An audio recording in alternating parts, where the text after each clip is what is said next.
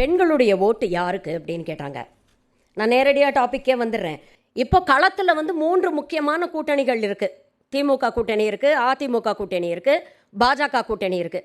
அப்போ யாருக்கு ஓட்டு போடணும் அப்படிங்கும்போது ஒவ்வொருத்தரையாக நம்ம டிசைட் பண்ணி பார்த்துட்டோம்னா கடைசியில் தெரிஞ்சிடும் யாருக்கு நம்ம நியாயமாக ஓட்டு போடணும் அப்படிங்கிறது. சரி, தேசிய கட்சியிலேருந்தே ஆரம்பிப்போம். முதல்ல பாஜகவை வந்து எப்படி பண்ணியிருக்கிறாங்க அப்படிங்கிறத பார்ப்போம். 10 வருஷமாக மோடி பேசுகிறாரு, ஒவ்வொரு மேடையிலையும் பேசுகிறாரு. பேட்டி பச்சாவ் பேட்டி படாவ் அப்படிம்பாரு, நாரி சக்தி அப்படிம்பாரு. 142 கோடி மக்களும் என்னுடைய குடும்பம் அப்படின்பாரு. அந்த குடும்பத்தில் இருக்கக்கூடிய பெண்களை இவர்கள் எவ்வாறு பார்த்துக்கிட்டாங்க அப்படின்னு பார்த்தீங்கன்னா, ஃபஸ்ட்டு கல்வி. நாம் என்ன சொல்கிறோம், போய் படி, அதுக்கான எல்லா வசதிகளும் நாங்கள் ஏற்படுத்தி கொடுக்குறோம், கல்வி தான் ரொம்ப முக்கியம் அப்படின்னு சொல்கிறோம்.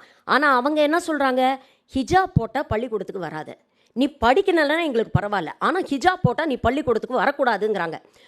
சரி, இதுதான் இப்படி இருக்கே, வீட்டு பெண்களுக்கு வாங்கலேன். அது என்ன மந்திரமோ என்ன மாயமோ தெரிலங்க. எலெக்ஷனுக்கு ஒரு 3 மாதம் முன்னால் 100 ரூபாய் குறைப்பாங்க. எலெக்ஷன் முடிஞ்சோன்னா தடார்னு ஒரு 200 ரூபாய் ஏற்றிடுவாங்க. 400 ரூபாய் 500 ரூபாய் இருந்த சிலிண்டர் 1200 ரூபாய்க்கு கொண்டு வந்து வச்சுட்டு இப்போ வந்து மோடி வந்து பெண்களுக்கு கிஃப்ட் கொடுக்குறாராம். பெண்கள் தின கிஃப்டாக 100 ரூபாய் குறைச்சிட்டாராம். நான் கேட்குறேன், குறைக்கிறதுக்கு மட்டும் கிரெடிட் எடுத்துக்கிறீங்கல்ல, ஒரு வேக்சினேஷன் போட்டால் சர்டிஃபிகேட்டில் முதல் கொண்டு உங்கள் ஃபோட்டோவை போடுறீங்கல்ல, அப்போ ஏற்றி 500 ரூபாயிலேருந்து 1200 ரூபாய் கொண்டு வந்ததுக்கும் நீங்கள் பொறுப்பேற்றுக்கணும்ல.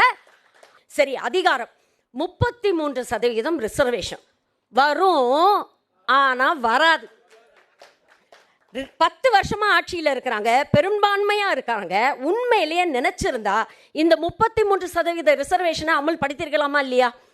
ஆனால் கேட்டால் என்ன சொல்கிறாங்க, பண்ணுவோம். எப்போ பண்ணுவீங்க? சென்சஸ் எடுத்தோன்னு பண்ணுவோம். எப்போ சென்சஸ் எடுப்பீங்க? தொகுதி மறுசீரமைப்பு பண்ணும்பொழுது சென்சஸ் எடுப்போம். சரி, அப்போ அதை எப்போ பண்ணுவீங்க? பண்ணுவோம். இதுதான் வந்து 33% நிலைமை. சரி, பெண்களுக்கு நாங்க நிறைய பாஜக சட்டம் போட்டாதான் 33% வேட்பாளர்களை நிறுத்தணும்னு திமுக அதிமுக எல்லாம் யாராவது சொல்லிருக்காங்களா? அப்படியெல்லாம் எதுவுமே கிடையாது. பாதி பெண் வேட்பாளர்கள் இல்ல நீங்க சட்டம் கொண்டு வந்தா இன்னும் நல்லா இருந்திருக்குமே, அதை ஏன் பண்ண மாட்டேங்கிறீங்கிறதான கேள்வி. பெண் உரிமை பேசக்கூடியவர்கள் செஞ்சு காட்ட வேண்டியதானே. இப்ப நிறைய பேரை கொண்டு வந்து நாங்க நிறுத்துறோம் அப்படின்ற ஒரு விஷயத்தை வந்து சொல்றாங்க. நாங்க பாருங்க, பெண் அமைச்சர்கள்லாம் நிறைய பேர் நிறுத்திருக்கோம். நாட்டுடைய குடியரசுத் தலைவரையே இன்னைக்கு வந்து நாங்க ஒரு பெண்ணை கொண்டு வந்து உட்கார வச்சிருக்கிறோம். அந்த அம்மா ரப்பர் ஸ்டாம்ப் மாதிரி உட்காந்து நீட் நடத்தலாம் கையெழுத்து போட்டுக்கிட்டு இருக்கு. கொஞ்சம் கூட மரியாதை இல்லைங்க. ஒரு பார்லிமெண்ட் இனாகுரேஷனாக இருக்கட்டும், இல்லை ராமர் கோவில் திறப்பு விழாவாக இருக்கட்டும், அவங்க தானே பெண்ணு, the first woman of the கண்ட்ரியில். ஆனால் அவங்களுக்கு அழைப்புதல் கிடையாது. நேஷனல் லெவலில் ஒரு சில படங்கள், நீங்கள் மட்டும் தான் படம் காட்டுவீங்களான்னு, நாங்கள் நல்ல பயோஸ்கோப் காட்டுவோம். இவர் யாரு அப்படின்னு பார்த்தீங்கன்னா, இவர் பேர் வந்து ராம் ரஹீம். இவர் ஒரு ஃப்ராடு சாமியார். கொலை கற்பழிப்பு வழக்கில் ஆயுள் தண்டனை வாங்கி இவர் வந்து சிறையில் இருக்காரு. ஆனால் 20 வருஷத்தில் இவர் பரோலில் வெளியில் இருந்தது தான் அதிகம். இன்னைக்கு இந்த பாஜக அரசாங்கம் இவருடைய உயிருக்கு ஆபத்துன்னு மாதம் 33 லட்சம் ரூபாய் நம்மளுடைய வரி பணத்தை செலவு பண்ணி இவருக்கு Z+ பாதுகாப்பு கொடுத்துக்கிட்டு இருக்கு. இதுதான் பெண்களை இவர்கள் பாதுகாக்கக்கூடிய லட்சணம். சரி, இவங்க யாரும் தெரியுமா? இந்த 11 பேர் பில்கிஸ் பானு அப்படின்ற ஒரு பெண்மணி கூட்டு பாலியல் வன்கொடுமை செஞ்சு கண் முன்னாலே அந்த பெண்ணோட குழந்தைய வந்து செவத்த மேலே கல்லில் வந்து அந்த பெண்ணோட தலையை மூட்டி அந்த பெண்ணுக்கு எதிராக அந்த குழந்தைய வந்து கொண்டுட்டாங்க. நீண்ட நிறைய சட்ட போராட்டத்துக்கு அப்புறம் அந்த பொண்ணு இவங்களுக்கு தண்டனை வாங்கி கொடுத்தா, இவர்களை எல்லாம் சன்ஸ்காரிகள், இவர்கள்லாம் இப்படி செஞ்சிருக்க மாட்டாங்கன்னு சொல்லி குஜராத் அரசும் ஒன்றிய அரசும் 75வது சுதந்திர தினத்தன்னைக்கு மோடி வந்து மேடையில் பேசுறாரு.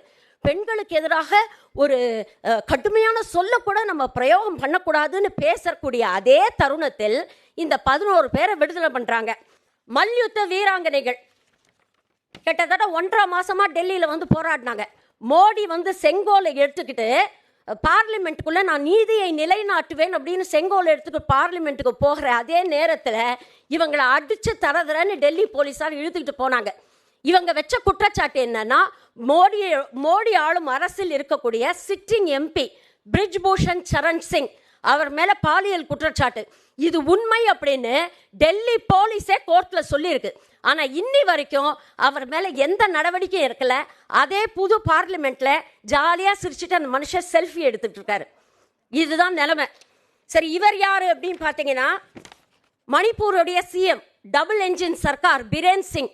நான் நாகரிகம் கருதி அந்த வீடியோவுடைய போட்டோவும் உங்களுக்கு காமிக்கல. 2 பெண்கள்ங்க 500-600 பேர் நிர்வாணப்படுத்தி பாலியல் வன்கொடுமை செஞ்சு தெருவில் தரதெல்லாம் இழுத்துட்டு போறாங்க. 38 நாள் நேஷனல் கமிஷன் ஃபார் விமென், நம்ம குஷ்பு அக்கா கூட அதில் தான் வந்து மெம்பராக இருக்கிறாங்க. என்ன ஒன்றும் இல்லாத விஷயத்துக்குலாம் அப்படியே பொங்கி கண்ணீர் விட்டெல்லாம் பேட்டியெல்லாம் கொடுப்பாங்கல்ல. 38 நாள் இந்த பாஜக அரசாங்கம் இதை பற்றி அமைதி காத்துட்டு இருந்தாங்க. இவ்வளோ விஷயங்கள் ஒரு பக்கம் நடக்குது.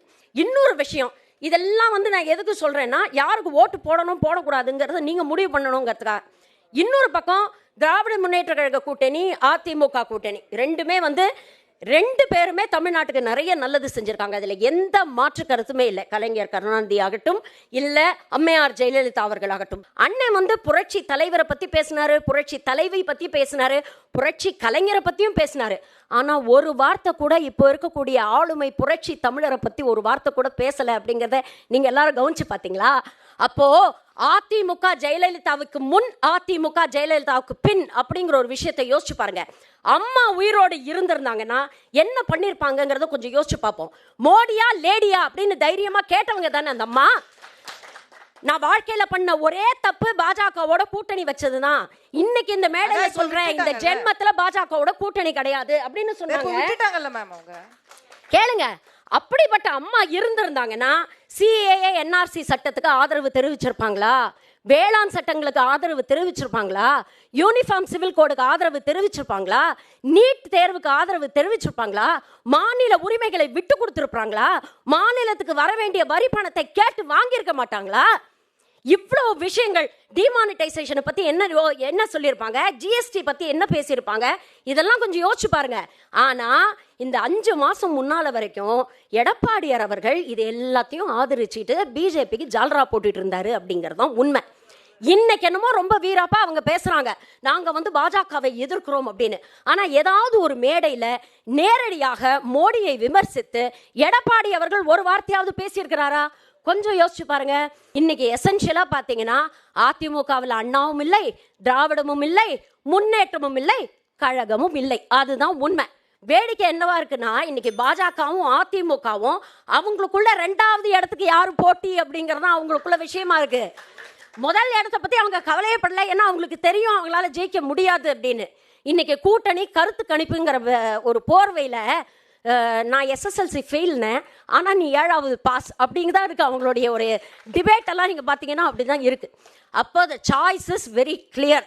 இன்னைக்கு வந்து சித்தாந்த ரீதியாக சுயமரியாதை ஆகட்டும், சமூக நீதி ஆகட்டும், திறமையான ஒரு அரசியல் நிர்வாகம் ஆகட்டும், ஒரு அரசியல் சதுரங்கத்தில் பாசிசத்தை எதிர்ப்பதாகட்டும், எல்லா விஷயத்திலையும் இன்னைக்கு ஸ்ட்ராங்கா நிற்கக்கூடியவர் பெரியாரின் பேரன், கலைஞரின் மகன் அப்படின்னு சொல்லக்கூடிய மாண்புமிகு முதலமைச்சர் திரு மு.க. ஸ்டாலின் அவர்கள் தான். உங்கள் ஓட்டை திமுக கூட்டணிக்கு கொடுத்து இந்தியா கூட்டணியை ஜெயிக்க வைங்க. சனநாயகத்தை சேர்ந்து காப்பாற்றுவோம். இந்த வாய்ப்பை விட்டா அடுத்த வாய்ப்பு கிடைக்காது. தேங்க்யூ.